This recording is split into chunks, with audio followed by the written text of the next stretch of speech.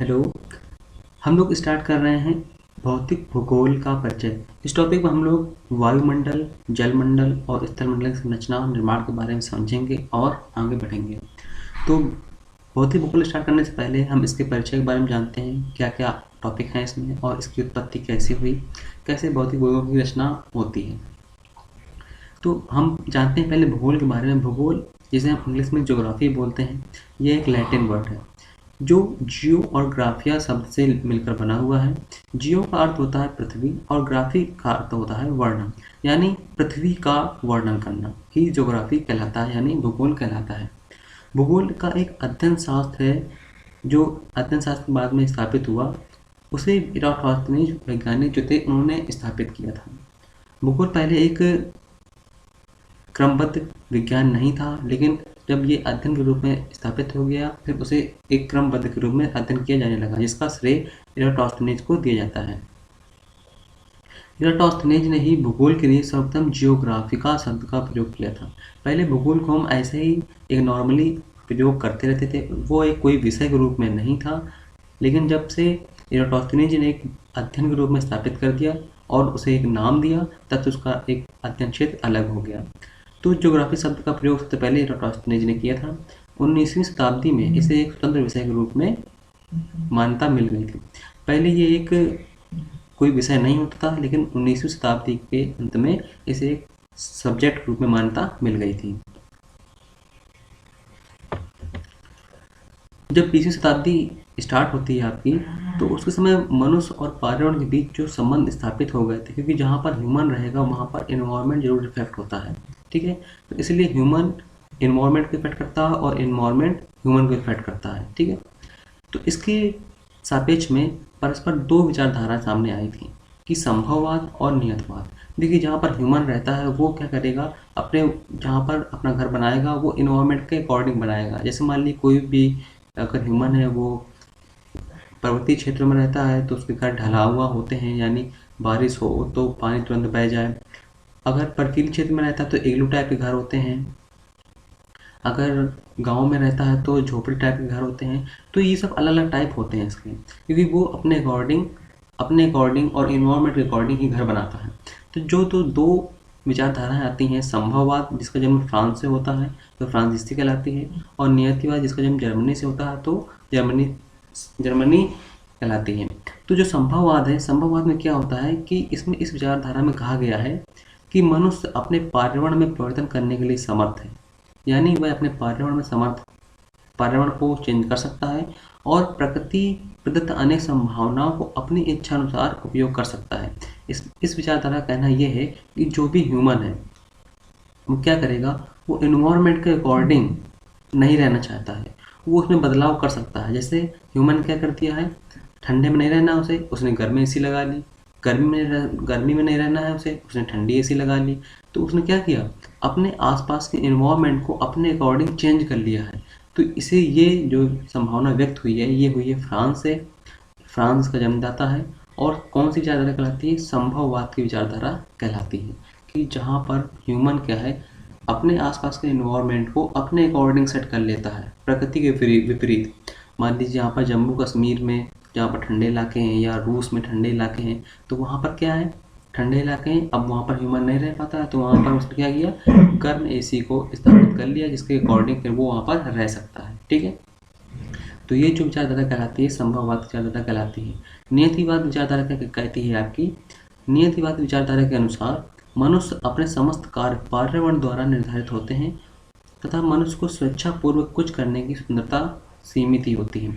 अब नियतिवादी विचारधारा क्या कहती थी कि जो ह्यूमन है वो प्रकृति में कोई परिवर्तन नहीं कर सकता है, क्योंकि प्रकृति ही सर्वश्रेष्ठ है। यानी वह जहाँ पर रहता है उसे प्रकृति के अनुसार ही रहना होगा। अगर प्रकृति के अनुसार नहीं रहता है तो फिर उसे हानियाँ हो सकती हैं।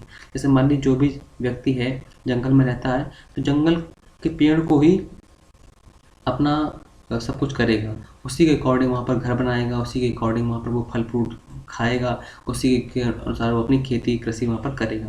तो ये धारा भी कहती है, नियतिवादी जो विचारधारा थी ये कहती है कि ह्यूमन क्या है, प्रकृति में परिवर्तन नहीं कर सकता है। वो ये नहीं कर सकता है कि यहाँ पर बाढ़ नहीं आए, वो ये नहीं कर सकता है कि यहाँ पर भूकंप ना आए, तो क्या कहा गया है कि कुछ बदल सकता है, स्वतंत्रता सीमित है, संपूर्ण नहीं है। ठीक है, तो नियतिवादी विचारधारा और संभववाद की विचारधारा के बीच यही दोनों में टकराव बना रहता है कि संभववाद कहती है कि प्रकृति में परिवर्तन कर सकता है, जबकि नियतिवाद कहता है कि मनुष्य प्रकृति में कोई परिवर्तन नहीं कर सकता है। ठीक है, तो इन दोनों देशों के बीच द्वितीय विश्व युद्ध, प्रथम विश्व युद्ध भी होता रहा है, जिसके कारण इनकी विचारधाराओं में टकराव होता रहा है। इसी कारण ये दोनों एक दूसरे के विपरीत धाराएं मानी जाती हैं।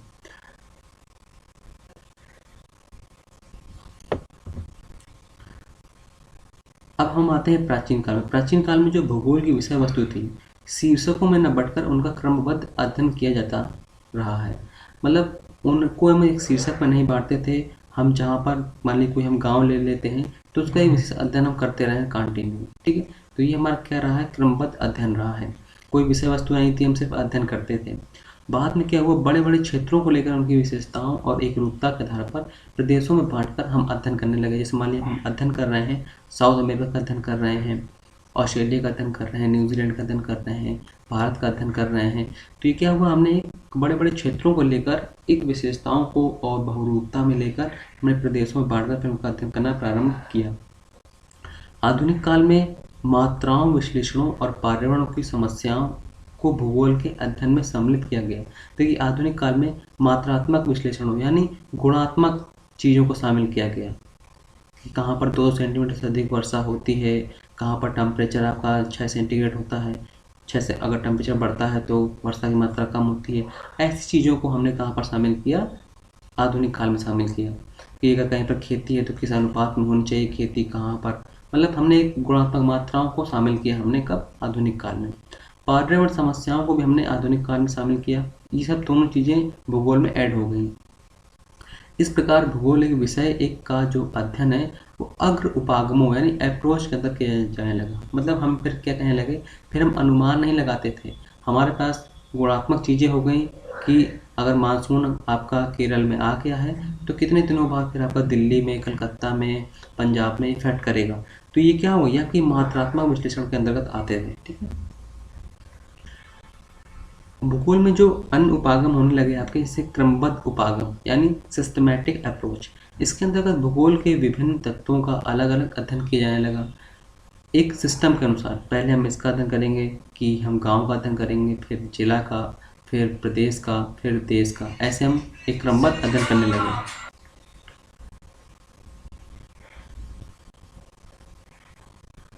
उसके बाद फिर क्या हुआ, इस प्रकार के अध्ययन में भू आकृति, जलवायु, मृदा, वनस्पति, परिवहन, व्यापार आदि को अलग अलग से समस्त पृथ्वी के लिए अध्ययन किया जाने लगा। ठीक है, मतलब हमने क्या किया, अलग अलग बांट लिया। भू आकृति हमने कर ली, जलवायु कर ली, मृदा कर ली, वनस्पति अध्ययन कर लिया, परिवहन का अध्ययन कर लिया, फिर इन सबको मिलाकर हमने फिर एक पृथ्वी का अध्ययन कर लिया। ये सब क्या हमारा था, क्रमबद्ध एक अध्ययन था। इसके बाद हम आते हैं प्रादेशिक उपागम यानी रीजनल अप्रोच में आते हैं। तो इसके अंदर पृथ्वी के किसी एक प्रदेश में विभाजित कर दिया जाता है। जैसे हमने कर दिया भारत को, हमने क्या कर दिया, 5 प्राकृतिक प्रदेशों में विभाजित कर दिया, फिर हमने सबका अलग अलग अध्ययन करना प्रारंभ कर दिया। तो इसे हम कहते हैं प्रादेशिक उपागम यानी रीजनल अप्रोच। ये प्रदेश अपने में पूर्ण और एक रूपता के लिए होते हैं। हमने यहाँ पर 5 प्रदेशों का अलग अलग अध्ययन कर लिया, तो हमारा क्या हुआ, पूरा प्रदेश का हमारा अध्ययन हो गया। विश्लेषणात्मक उपागम में क्या होता है, इसके अंतर्गत आंकड़ों के तहत अध्ययन किया जाता है।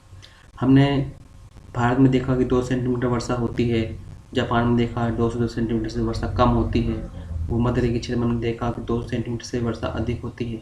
तो ये हमारा क्या है, विश्लेषणात्मक उपागम है।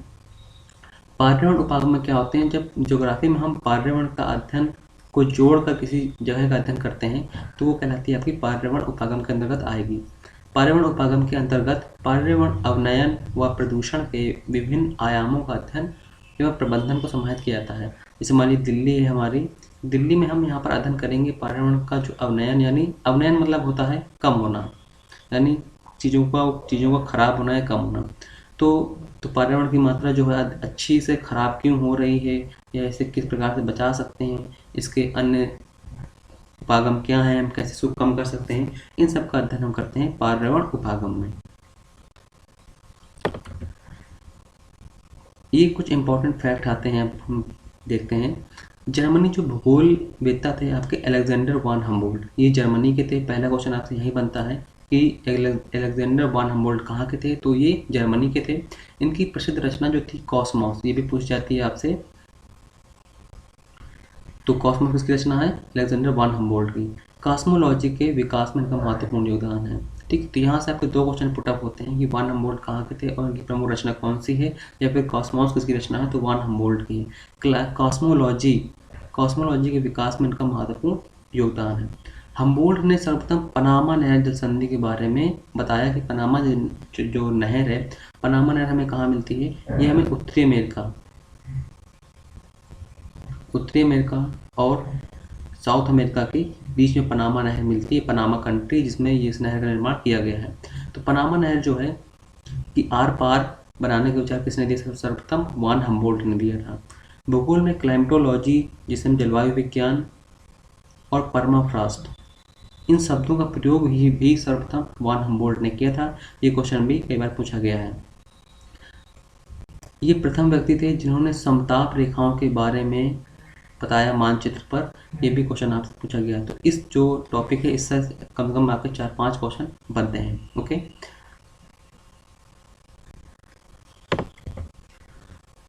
अगली बात हम बात करते हैं कार्ल रिटर की। कार्ल रिटर जो हम्बोल्ट के समकालीन थे, मानव भूगोल के विकास में इनका बहुत योगदान है। ह्यूमन ज्योग्राफी के विकास में कार्ल रिटर का योगदान है। इन्होंने माना था कि पृथ्वी और उनके निवासियों में परस्पर अधिक संबंध होता है। मतलब पृथ्वी जो है और वहाँ के जो निवासी हैं, पृथ्वी मतलब एक प्रकार समझ लीजिए एनवायरनमेंट, और जो वहाँ के निवासी होते हैं वहाँ के उनमें जो परस्पर होता है अत्यधिक संबंध होता है।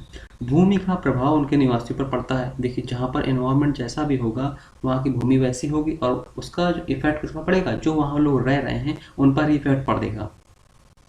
और निवासियों का भूमि पर प्रभाव पड़ता है। निवासियों का भूमि पर प्रभाव का मतलब है कि जहाँ पर जो भी तरीके का ह्यूमन रह रहा है वो उसी प्रकार से उसी मिट्टी का यूज़ करेगा और उसको अच्छा करने के लिए खाद डालेगा, पानी डालेगा, तो क्या होगा, भूमि वहाँ की इफेक्ट होगी। ओके, इसलिए इतिहास और भूगोल को कभी पृथक नहीं किया जा सकता है। इन्होंने कहा इतिहास और भूगोल को हम पृथक नहीं कर सकते हैं, क्योंकि हमें इससे पता होता है कि अगर कोई भी ह्यूमन जहाँ पर रह रहा है वहाँ को उसने कैसे इफेक्ट किया है, और वहाँ का जो नेचर है या वहाँ का जो एनवायरनमेंट है उसने ह्यूमन को कैसे इफेक्ट किया है। ओके, कार्ल रिटर ने पृथ्वी तल का अध्ययन मानव केंद्र बनाकर किया है।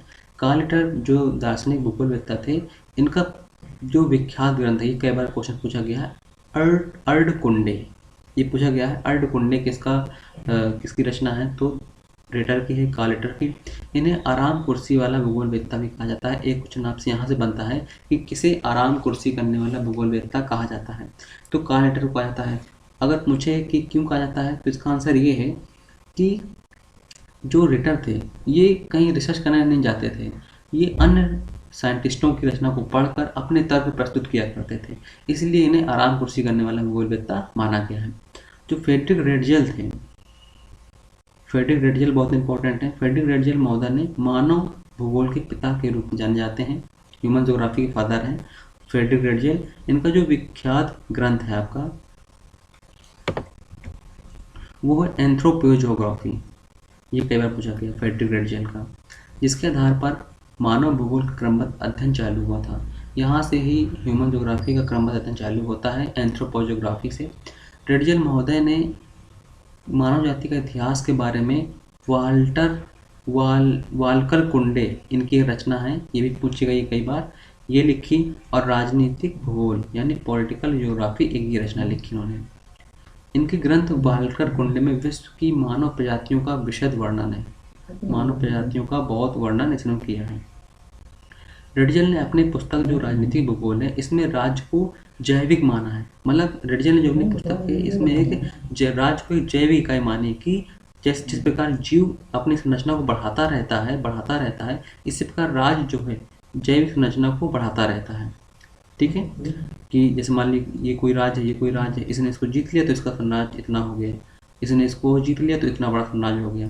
तो इसी प्रकार राज्य को एक जैविक संरचना माना है कि राज्य का हमेशा विस्तार होता रहता है। ये इंपॉर्टेंट है कि राज्य को एक जैविक संरचना किसने माना है, तो इन्होंने माना है रेटजेल ने, और इसी के आधार पर राज्य का जैविक विस्तार होता रहता है। जो जर्मन भूगोलवेत्ता थे वेबर, ये भी इम्पोर्टेंट है, इन्होंने औद्योगिक स्थानीयकरण सिद्धांत दिया था, यानी थ्योरी ऑफ इंडस्ट्री लोकेशन। इन्होंने बताया था कि जहाँ पर कंपनी स्थापित होगी या जहाँ पर फैक्ट्री स्थापित होती है तो वहाँ पर किन किन चीज़ों की आवश्यकता होती है जिसके आधार पर फैक्ट्री को अत्यधिक लाभ होता है। तो सिद्धांत किसने दिया था? वेबर ने दिया था।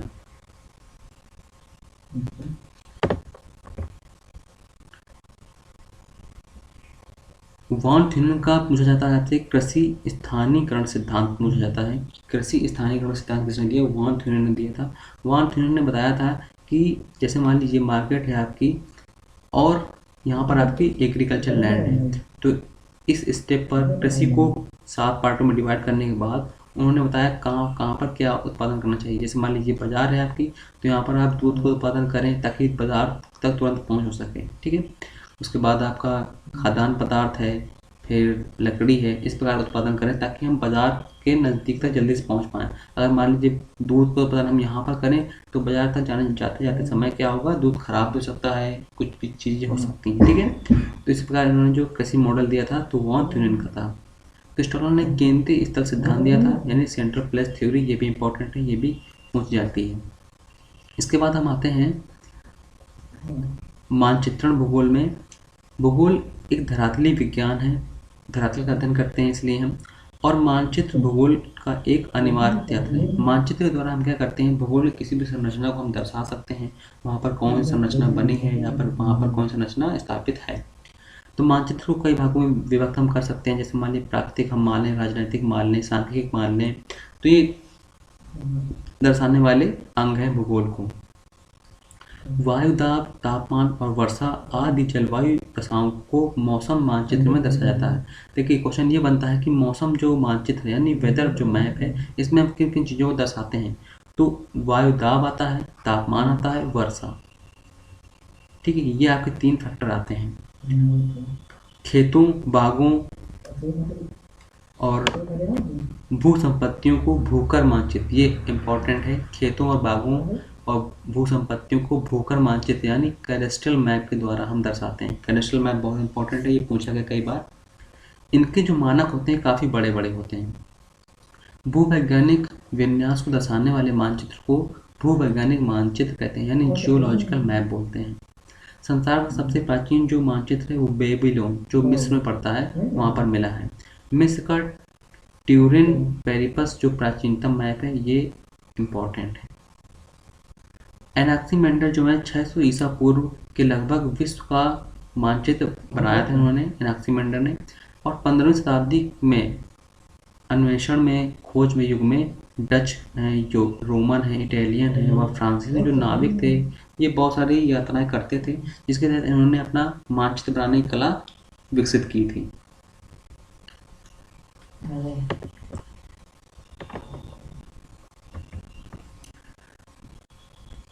मानचित्र पर 2 बिंदुओं के बीच की प्रदर्शित दूरी को पृथ्वी के धरातल पर किन्हीं 2 बिंदुओं के बीच की वास्तविक दूरी को अनुपात को मापक बोलते हैं। देखिए मापक क्या होता है, जैसे मान लीजिए हमने हमारा एक बिंदु ये है, एक बिंदु ये है, अब इसके बीच की जो दूरी है वो मान ली हमने 1000 किलोमीटर है, ठीक है।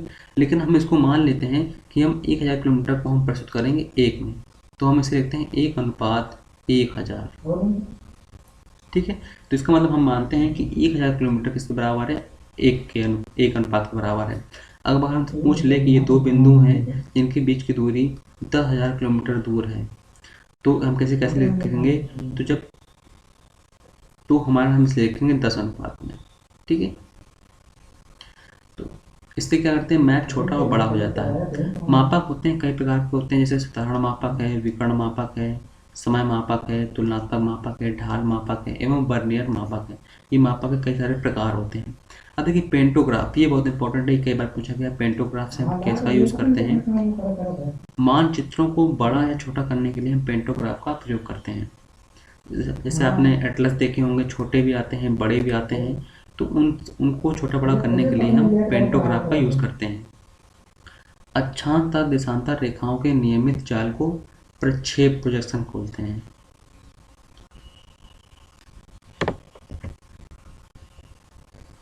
अगर हम रचना की दृष्टि से देखें प्रक्षेप के प्रकार कौन कौन से होते हैं, तो खम्भम प्रक्षेप यानी जिनेथल, शंक्वाकार, वेलनाकार, रूढ़कार, ये यहाँ पे प्रक्षेप के टाइप्स होते हैं। संपूर्ण गोलों को मालवीय तथा ज्वायक्रिय प्रक्षेप पर दिखाया जाता है।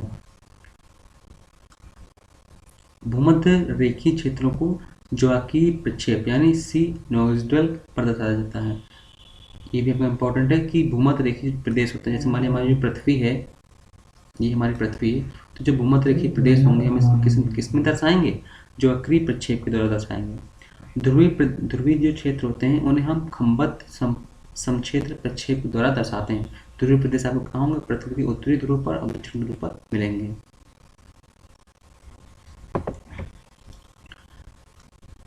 अगर हम जलयानों और समुद्री यातायात के लिए प्रयोग करते हैं तो कौन सा प्रयोग करते हैं, मर्केटर प्रक्षेप का प्रयोग करते हैं।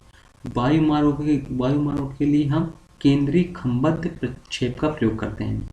भारत और ऑस्ट्रेलिया के लिए ये इंपॉर्टेंट है आपका, भारत और ऑस्ट्रेलिया को दिखाने के लिए हम प्रक्षेप का प्रयोग करते हैं बोन प्रक्षेप का। समुद्री धाराओं को दर्शाने के लिए हम मर्केटर प्रयोग करते हैं, मर्केटर प्रक्षेप का। यदि कोई क्षेत्र विषुवत रेखा के उत्तर और दक्षिण में स्थित है, विषुवत रेखा हमारी क्या थी, ये हमारी पृथ्वी थी, ये जो बीच से निकलती है ये हमारी विषुवत रेखा है। अब इसके उत्तर में कोई क्षेत्र स्थित है और दक्षिण में कोई स्थित है तो उसे हम ज्वाकीय प्रक्षेप से दर्शाएंगे, ठीक है। मर्केटर प्रक्षेप में अक्षांश और देशांतर रेखाएं सरल रेखाएं में होती हैं। ये पूछा गया है कि निम्न में से किस प्रक्षेप में अक्षांश और देशांतर रेखाएं सरल रेखा में होती हैं, तो मर्केटर प्रक्षेप में होती हैं।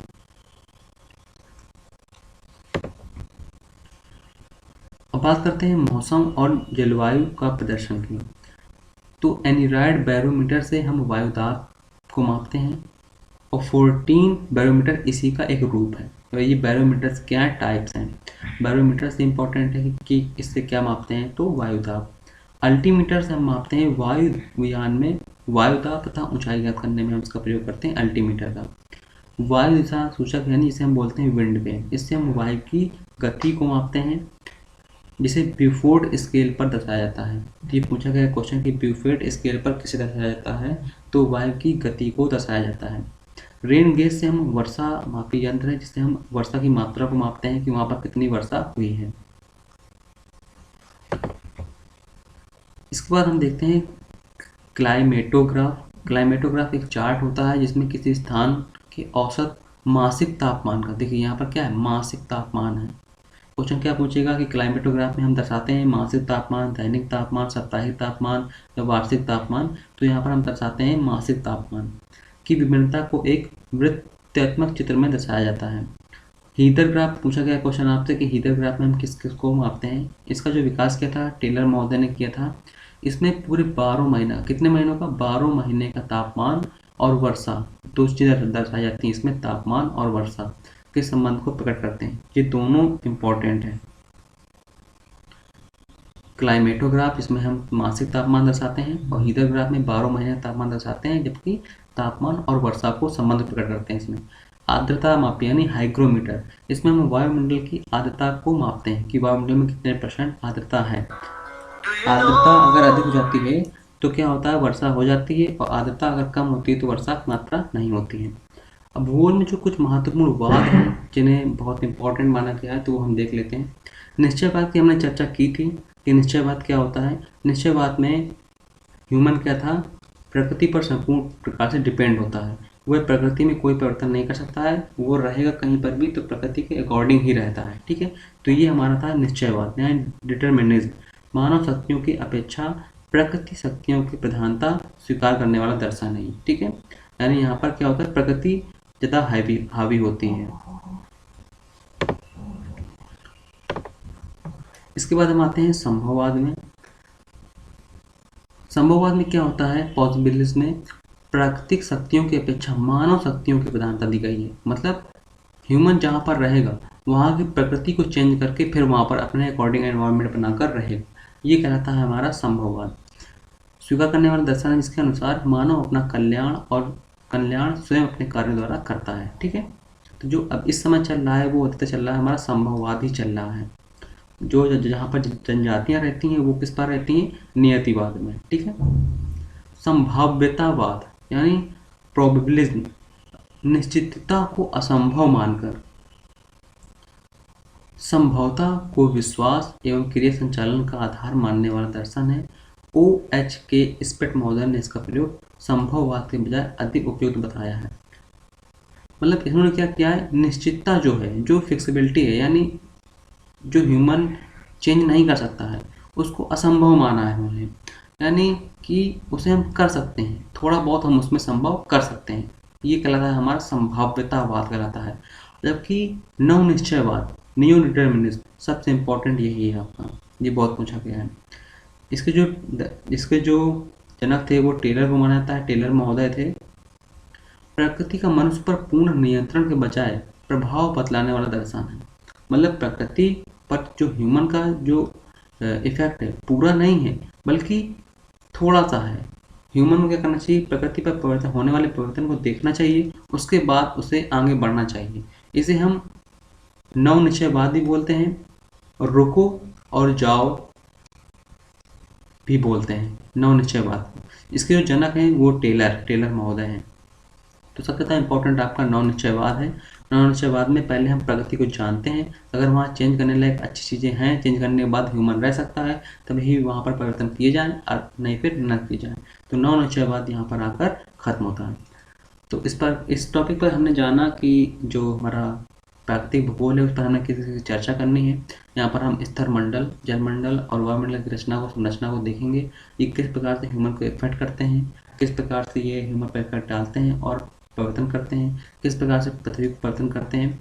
तो इस टॉपिक पर यहाँ तक ही अमेंड करते हैं, और आगे हम लोग बढ़ेंगे, भौतिक भूगोल के बारे में जानेंगे और उसका अध्ययन करेंगे।